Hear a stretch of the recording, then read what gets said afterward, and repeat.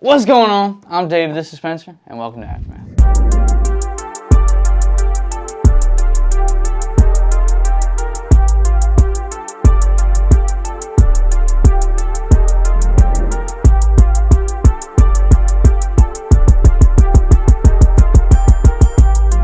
Welcome back to Aftermath, the sportscast, where we cover the 912 area.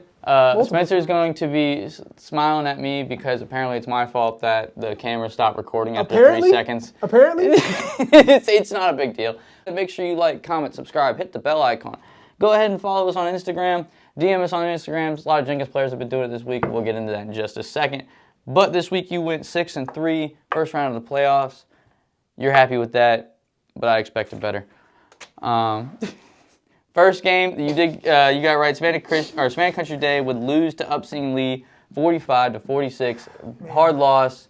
Crazy game. Shout out to Country Day though. They played. I wasn't expecting them to even compete that well. It was a crazy game. They were up like 15 with 8 minutes left, so I thought they were going to take over. But apparently, Upson Lee lost their kicker the week before, so they were going for 2 after every touchdown. And Country Day didn't know how to stop any of their trick plays. So it caught them off guard, but shout out to Country Day. Yeah, so it was a good season. Calvary would win this week 48-0 against Jackson. We kind of saw that coming. Yeah, I expected that one. Going on to the next one, BC would also win this week 41-0 against Baldwin. Another blowout I expected. Yeah. So shout-outs in the first round are big to make a statement. But Jenkins, someone that made a statement, Jenkins would go into Aruba Mountain 9-1. 1 seed versus the 4 seed, and Jenkins would win this 14-13 on the road, making a big statement. Big shout out to Jenkins, man. Their defense went in there and showed out. Mm-hmm. Like you said, that's the 1 seed that they went into their home field and put up a big, strong performance, held them to 13 points. Shout out to the offense. They were able to put up enough points. And you could tell that team went in there just underestimating Jenkins. Like, They were already thinking about the second round, who they were playing next. But, shout out to Jenkins, though. Got to take it one game at a time. Memorial Day would end up winning this week 34-6 against Harvester Christian. Shout out to Coach Taylor. Big shout out, man. That's my dog. He turned that program around. I want to say they had, 1 or 2 wins last year? Look, they just got a playoff win, man. So big shout out to them. They're on the come up. St. Andrews would lose this week 27 to Tifteria Academy. I hated saying that the first time. They were like 2-7-1. I thought St. Andrews was going to go in there and handle business, but like I said in the last episode, I feel like St. Andrews, they focus on basketball. That's the sport that their school thrives in, so.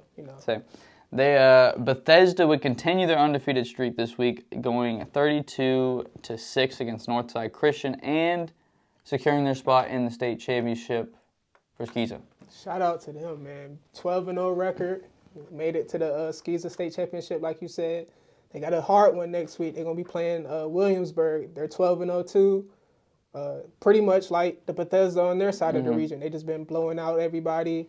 They had 1 close game. Bethesda had 1 close game. So this should be a real good game this weekend coming up.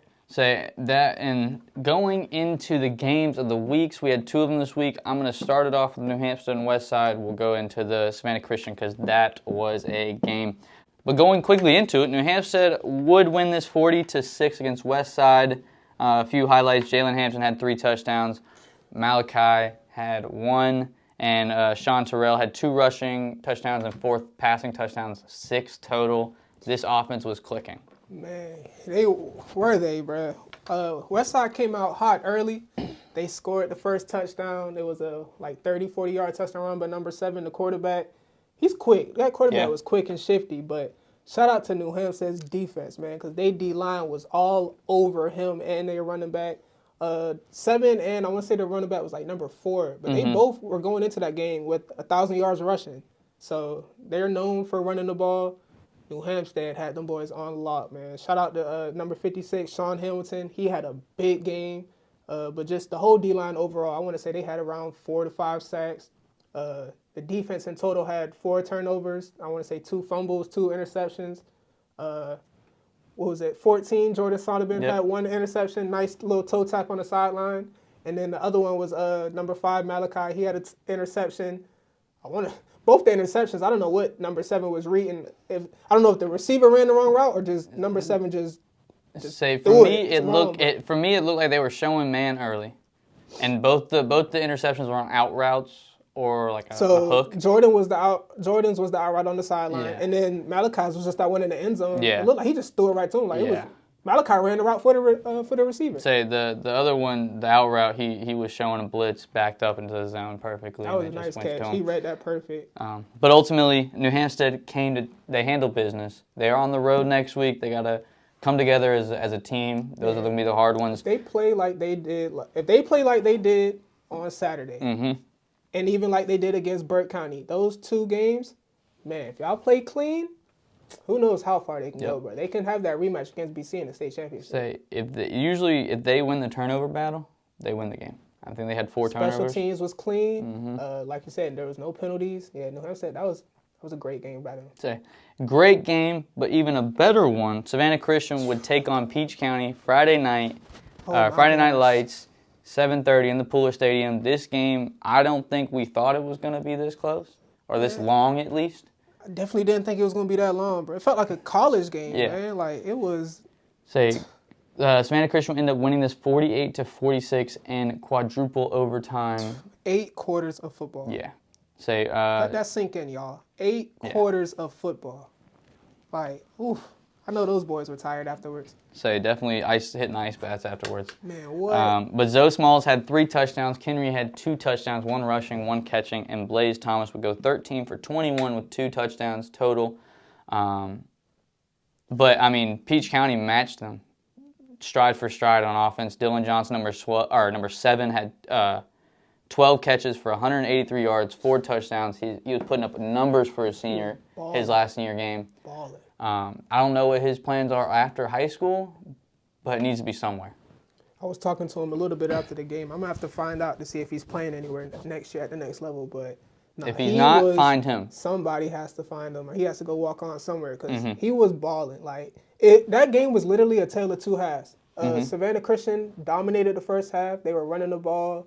They were actually just balanced. They were running the ball. They threw the ball because I want to say both their touchdowns, they had that long pass to Logan. And then they had that nice little deep pass to Kenry. But then the second half, it just flipped. Like all the momentum went to Peach County side, and then they took over. And like you said, number 7 ended up just dominating the second half. Like they could not stop him. They went into overtime 20-20, and then both teams ended up putting up 4 touchdowns. And Do you think the game should have went in overtime? What do you think about that pass interference call at the end? The PI, like from my angle, I'm 40 yards down the field. I didn't get a good angle on it, but I mean, I see the arm go out, the extension, and I see the receiver or the DB roll onto the ground.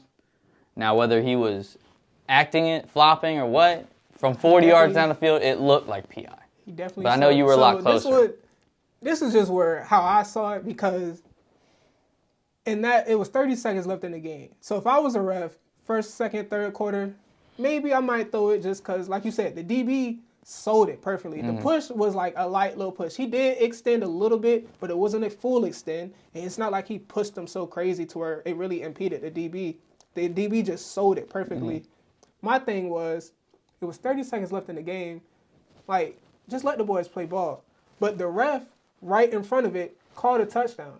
It was the opposite ref in the middle of the field who threw the flag and called PI. So I'm like, if the ref who was right in front of it said it was clean, how do you let him across the field make that call? I just hate when stuff like that happens. It was probably the umpire or whatever, the head ref or whatever. It was something, but because of that call, we ended up going into 4 more quarters. Actually, that interception at the end, I thought they were going to run it back. I thought Savannah Christian was about to lose. Yeah. Savannah Christian almost gave that game up. Say, because they caught it, picking it was like a 90. He caught it on like the 2-yard line. 95 yard. Yeah, he almost took that thing back to that. That would have been the craziest way to lose. Say that would have been. But another note, number 1, DJ Hudson, their quarterback, would throw for 301 yards. Or no, I'm sorry. He would go 30 for 49, 307 yards, and 5 touchdowns. I mean, the man was balling out second half and had a couple rushing the ones in overtime. there, too. Yeah. So it was a fantastic game. Peach County was they had some there was a controversial call about the timeout and the extra play. Yeah, I'm really not even 100% sure what happened Yeah. there. From what I was hearing, a player on the field called a timeout, and only one of the refs heard it, and he gave it to him. But they still ended up running the play. Peach County stopped it. They thought they stopped them on the fourth down, Mm-hmm. but the ref gave them the timeout, which ended up letting Savannah Christian replay the fourth down, and then they scored. Yeah. So I can see why Peach County would look at that and say like they were cheated. I really don't know. The refs don't do a good job of yeah. explaining what happened, so I Yeah. really don't know what happened Which, there. if there's someone that is watching this that has some power in that, we need to put mics on the head ref. Put mics on the head ref. Let the ref explain when a penalty happens, because half the time we got no clue. I get that they do signs and stuff like that, but fans don't know what that means.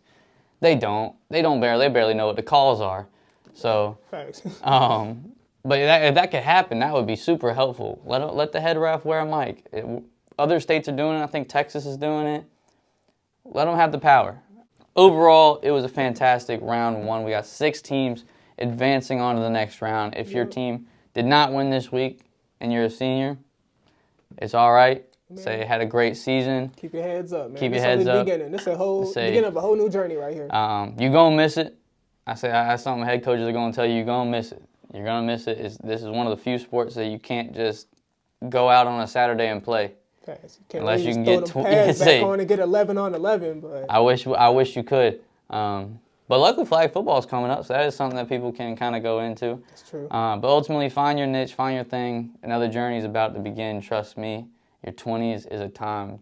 I'm enjoying my 20s so far. I'll be honest with you. I'm only 4 years into it, but I'm enjoying it so far. But ultimately, we're excited for this weekend. Bethesda, y'all go handle business. We're going to have a Thursday episode, which we'll talk a little bit more about that on Thursday. But until then, peace.